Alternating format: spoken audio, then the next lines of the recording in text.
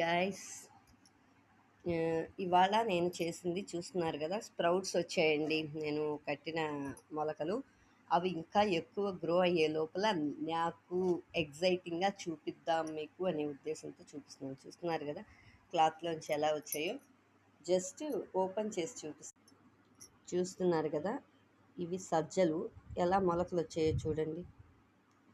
కనిపిస్తున్నాయా గాయస్?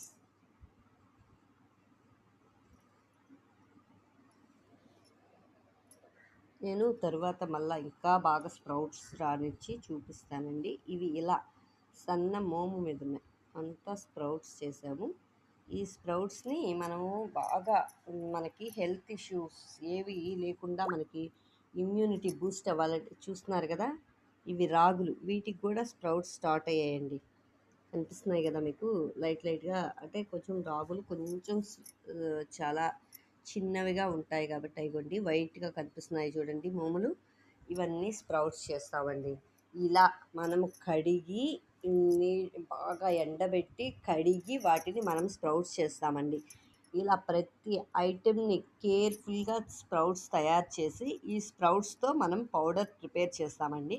ఆ పౌడరు ఎవరికి ఒపీనియన్కి తగ్గట్టుగా వాళ్ళు ఒక గ్లాస్ వాటర్కి 1 స్పూన్ లేదా 2 స్పూన్స్, అంటే థిక్గా కావాలంటే కొంచెం ఎక్కువ వేసుకుంటారండి. లేదు కొంచెం మనకి లైట్గానే ఉండాలి అనేవాళ్ళు కొంచెం ఒక 1.5 స్పూను 1 స్పూన్ వేసుకుంటే సరిపోతుందండి. వాటర్లో మిక్స్ చేసేసి ఒక గ్లాస్ వాటర్ బాగా మరిగించి అప్పుడు ఈ పౌడర్ వేసేసి దాన్ని కలిపేసి ఇష్టమైతే బెల్లం లేదంటే సాల్ట్ వేసుకొని కర్డ్ కలుపుకొని కానీ తాగితే చాలా హెల్తీ అండి. ఇది రాగులు మనకి ఐరన్ పుష్కలంగా ఉంటుందండి, ఎముకలు దృఢంగా ఉంచుతుంది.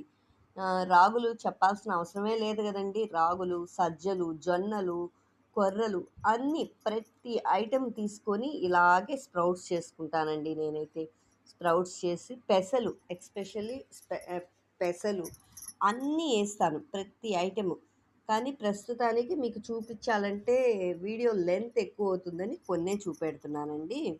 ఇవి నేనైతే నిన్న కట్టానండి. ఇవాళకి ఇలా స్ప్రౌట్స్ ఫామ్ అయ్యాయండి.